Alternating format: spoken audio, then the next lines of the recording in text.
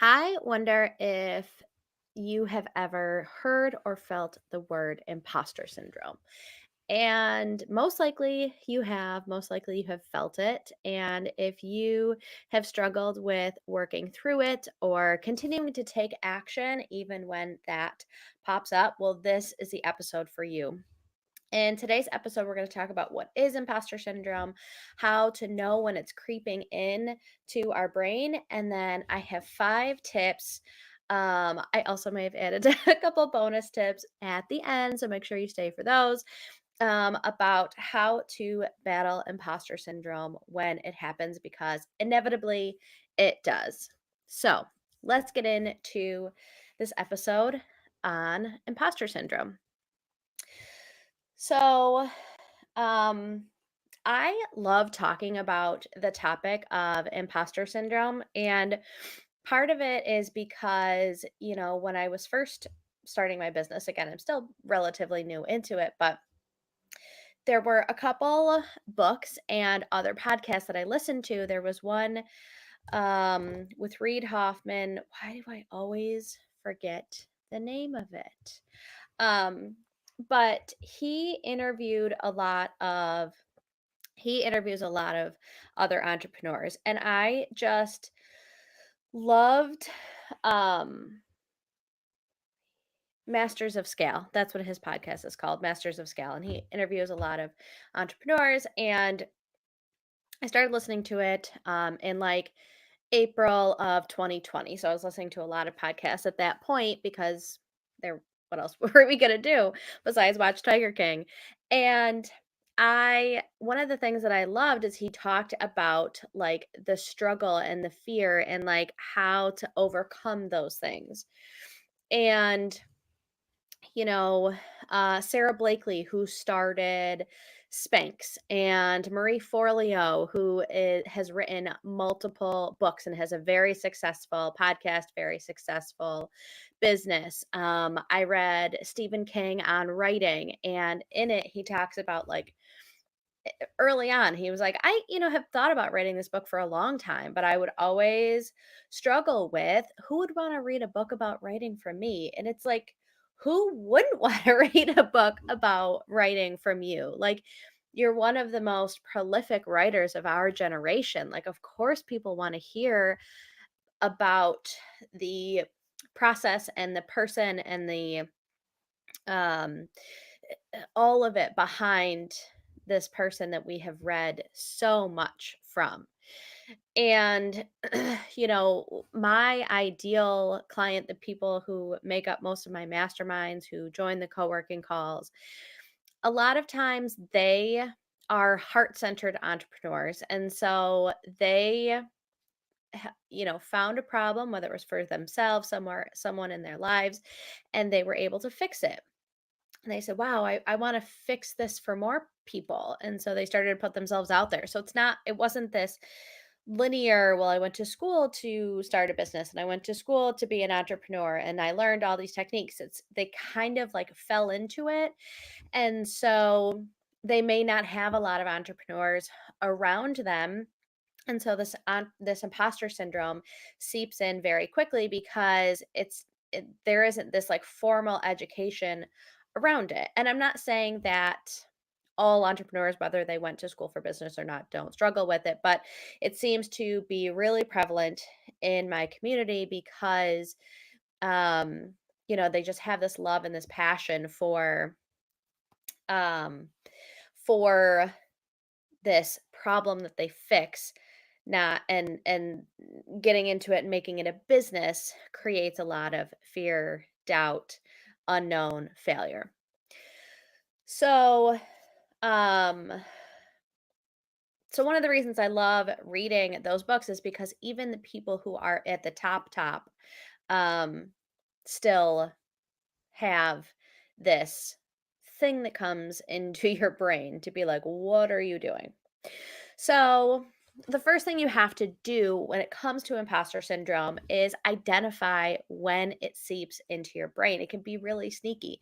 In one of my earlier episodes that I did with Meg Hansel, we were talking about um, Like just the number of thoughts that go on in your brain every single day. I mean, it's 20,000 thoughts go on in your brain every single day. 20,000. And so a lot of times you don't even realize that those thoughts are happening. And so imposter syndrome can seep in without us knowing and can lead to a lot of other things, or like I say, imposter syndrome and fear have a very robust wardrobe. So they like to show up as many different things. It's not just, oh my gosh, I'm having imposter syndrome right now. It's like, I'll get into some of the other costumes that they wear, but you have to be aware that it's happening, and then you have to start to understand what it is triggered by. And so you start to step back and take yourself out of it, because at the end of the day, and I'll get into this a little bit later, it's not you. It really is not you.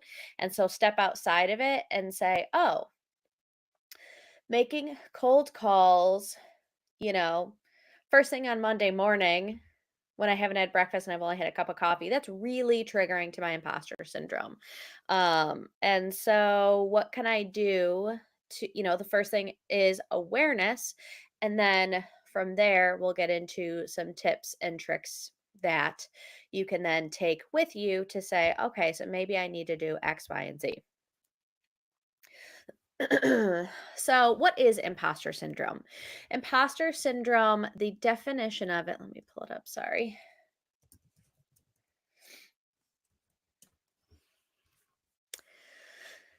The persistent inability to believe that one's success is deserved or has been legitimately achieved as a result of one's own efforts or skills.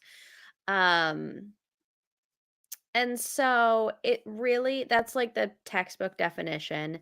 Um, but one thing that I hear a lot is, and this is my first tip, is like, who am I? Who am I to, like, why are they going to hire me? I don't think that, no one's going to buy from me. Like, um, and so it's kind of like the who am I that makes us feel very small. And um, the other kind of question that comes up, or thought that pops in our head, is, well, I'm not an expert on this. Again, like, who am I to talk? Like, I'm not an expert. I talked in a couple episodes ago, like, people don't need an expert. They need someone who's a little bit further along in the process than they are, who has been through down this road that you're currently going. So, um, the who am I question really looms heavy.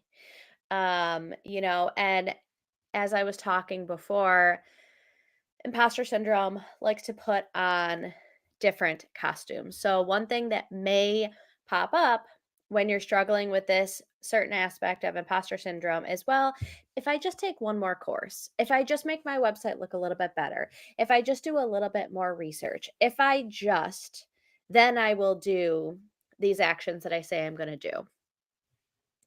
And so, my first tip number one, is when that question pops in your head, who am I? I'm not an expert. Switch it with, like, why not me? Why not me? I've been down this road. I am doing it. There are people who need to hear my perspective on this particular topic. Why not me? Also, who the F cares? So, as a woman myself, this business system, entrepreneurship, was not made with me in mind. Um, and I say that from a place of privilege, being a white woman, because then when you take into consideration the intersectionalities of marginalized communities, black women, members of the LGBTQ community, Hispanic women, Asian women, and it just, there are so many communities in which entrepreneurship was not made for, wasn't built in the past many decades to support. Um,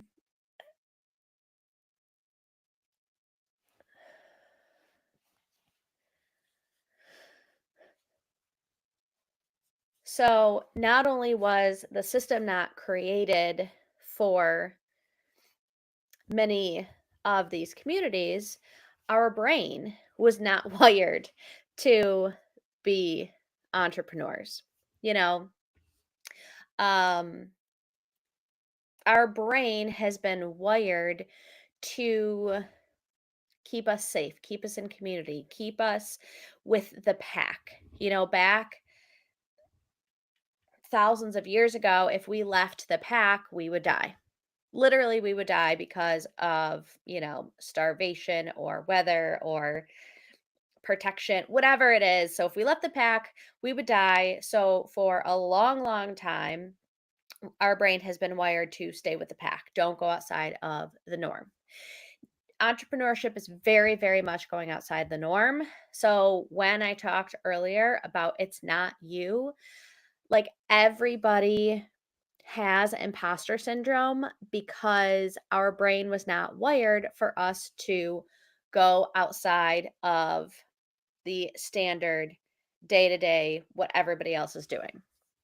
When I was talking about Stephen King and Marie Forleo and all the people on the Masters of Scale podcast, the good news is we all have it. All of these people have imposter syndrome as they are building their business, as they are creating, as they are going outside of the norm. The bad news is we all have it. So it never really goes away. I mean, Stephen King was a, he had sold millions and millions of copies of his books and was still struggling with imposter syndrome of who wants to hear from me about writing. So, all of these tips are going to help you build a relationship with your imposter syndrome because there is no level of success that we are going to have, most of us, anyways. I'm sure that there are potentially narcissists who don't struggle with it, but that's the exception, not the rule. For most of us, we are going to struggle with it no matter what level of success that we have. So you have to create a good relationship with it. You have to create boundaries. You have to create um, uh, rituals and routines when this shows up because it always will.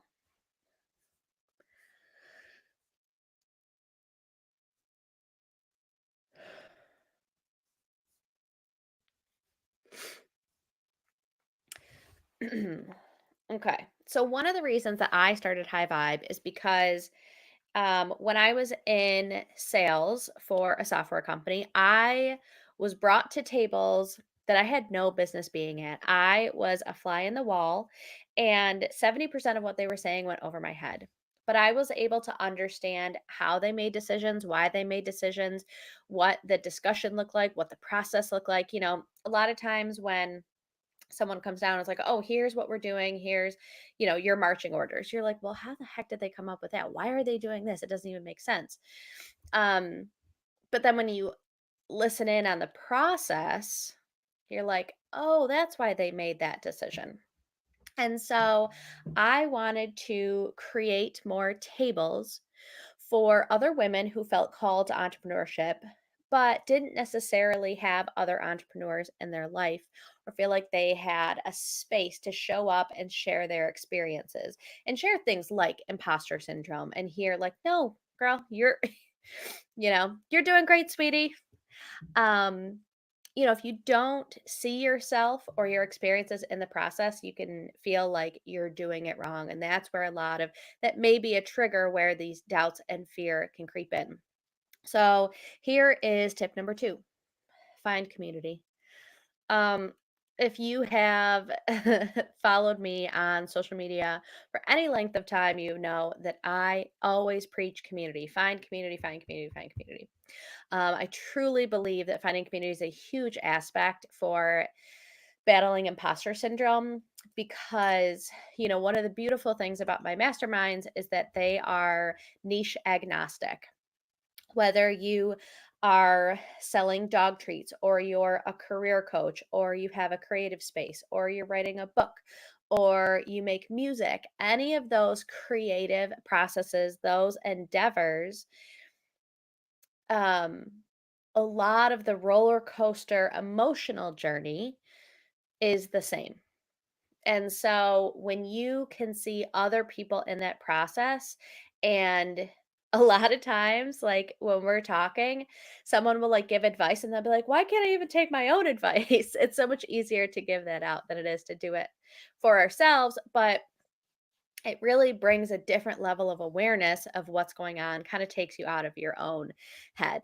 And so a lot of times when someone may be like talking negative about themselves or like I'm never going to do this, and someone's like, remember how awesome you just did last week and all the things that you accomplished, remember these wins, da, da, da, and so when we're able to kind of step out of ourselves and our own rut, it really helps us keep going on in the process.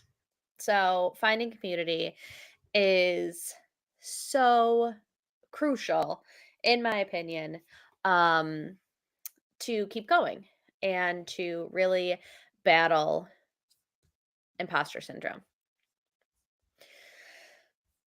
All right, so we have tip number. What was tip number one?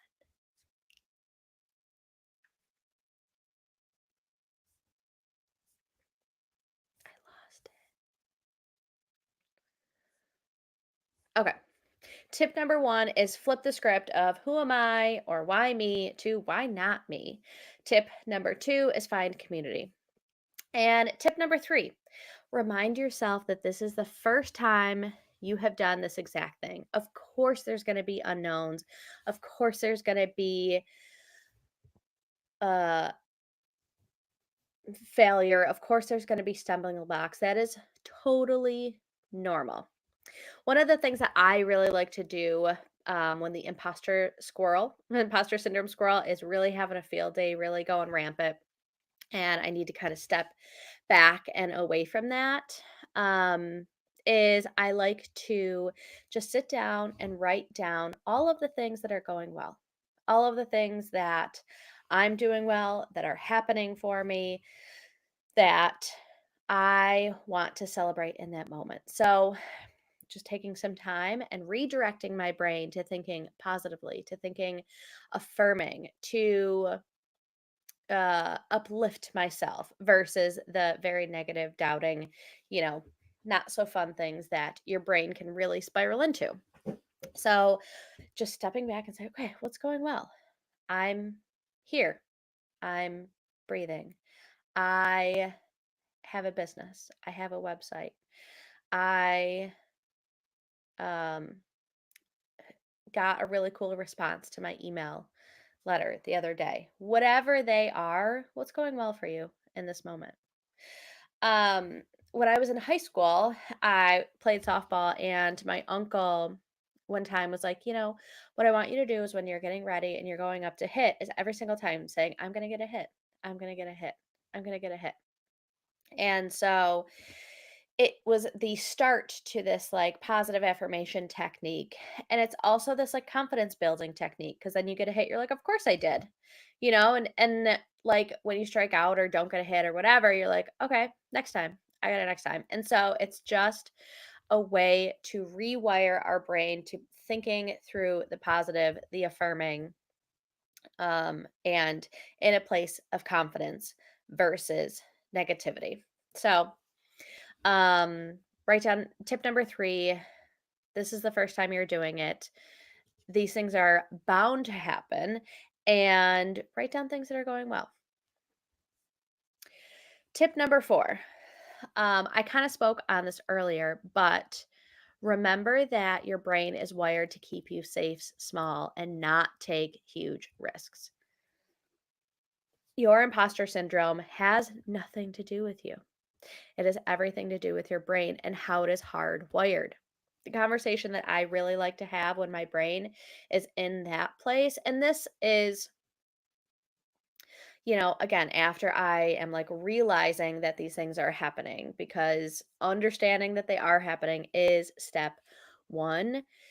So the conversation I like to have, and a lot of conversations that I have had on these podcasts are our relationships with these abstract things. And so thinking about imposter syndrome as its own entity.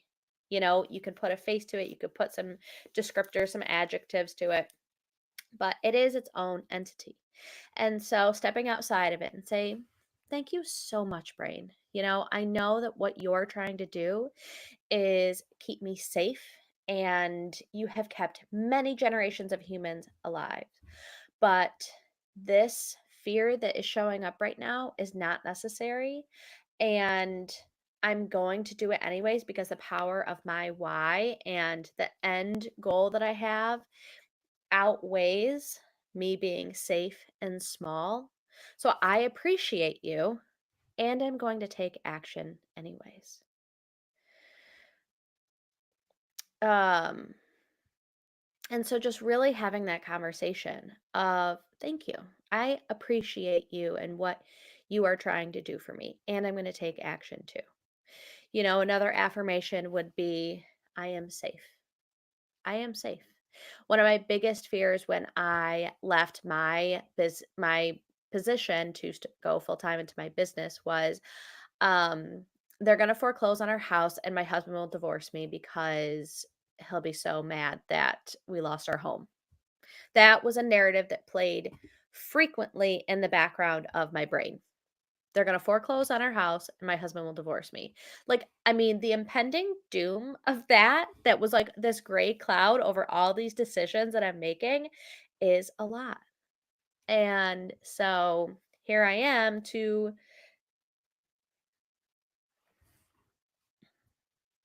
a year and a half later, and I am safe. I am safe. The road is scary and you are safe. You're not being chased by bears or woolly mammoths or Attila the Hun. You're asking for the sale. You are posting on social media. You are asking for a loan. You are creating a course. You are safe. It is opening you up for rejection and failure, but not death, not foreclosure, not divorce. Take a breath and remember that you are safe. Um, One of my clients speaks frequently about that she will thrive or she will recover. And both of those are perfectly valid options. Even if this business wasn't successful and I had to go find another job and I had to go wait tables or whatever I had to do, like I would recover. We wouldn't get foreclosed on. My husband wouldn't divorce me. Like those are, again, your brain trying to keep you safe and small, but you are safe.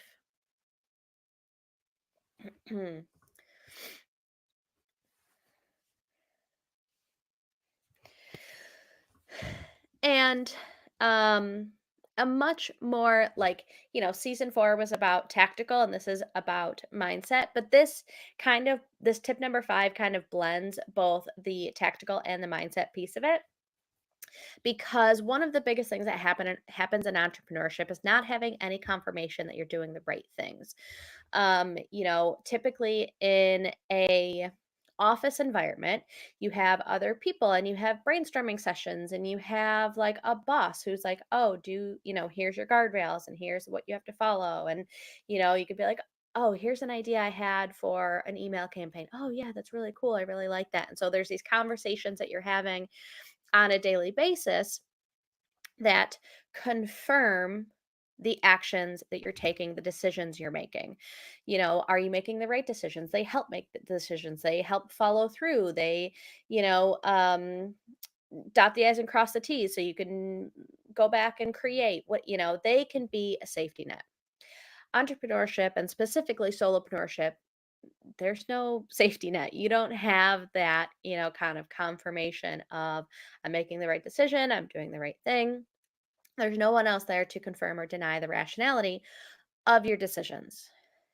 one of the earlier tips, I think it was tip number 2, was find community.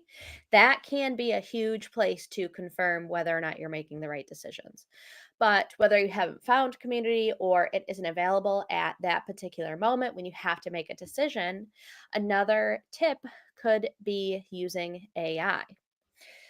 In my email that I sent out last week, it was the 5 ways in which I use AI on a weekly basis to help build my business. If you want to join my email list, go to my website. I send out weekly emails.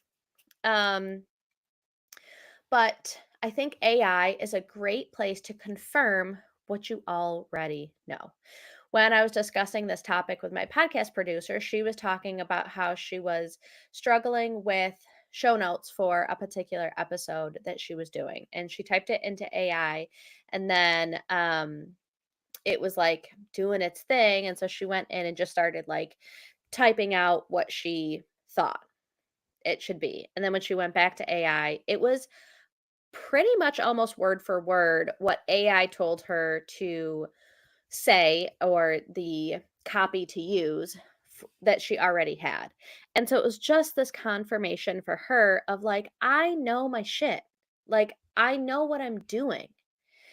And so it can be a really nice nudge to be like, what- another funny part is as we were talking about it, I was like, I don't know. Do I have 25 minutes worth of stuff to talk about imposter syndrome? Like, I don't even, and um, she's like, "Well, try typing it into AI. See what you get." Like, that literally was this conversation, and as I'm saying that, I'm at 26 minutes and 44 seconds of talking about imposter syndrome. So, um, and so I went to AI and I was just like, "Come up with some topics to talk about for imposter syndrome and I did my whole prompt thing that I do, and I know what I'm talking about because I've dealt it. I see it all the time with so many people, and I've built a business um around like understanding imposter syndrome and how to take action alongside of it. So, if you're creating a course, if you're creating a sales funnel, you're writing copy, you're writing your website, any sort of content, you can use AI. It's a great tool to confirm that you know what you're talking about. Why the F not you? So, those are my 5 tips. I do have 2 bonus tips that I wanted to share. And here's bonus tip number 1: imposter syndrome, fear of failure, all of those different things come up when we're being vulnerable, putting ourselves out there. They can be very dysregulating to our nervous system. Regulation of the nervous system is something that I'm really interested in the moment and I want to learn more about.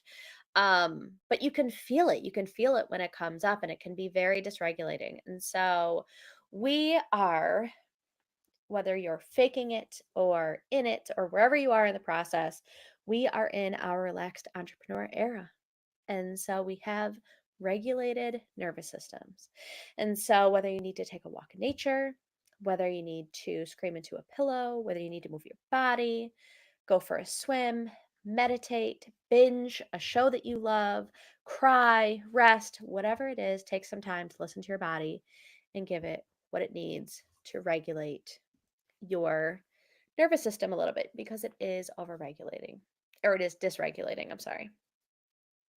So, again, that is part of it, whether it's before, during, after, finding ways to regulate your nervous system is a crucial part. Bonus tip number 2: celebrate the big wins, the small victories, and everything in between. You're doing the damn thing alongside the imposter syndrome, the fear. And so celebrate, get into that positive headspace. Those are my 2 bonus tips. Thank you for listening today. I hope you found this helpful. I hope you're enjoying season 5 of Mastering the Mindset. I would love to hear from you. So hit me up on Instagram or Threads about what imposter syndrome looks like for you. And until next time, remember that big dreams and small steps will transform your life.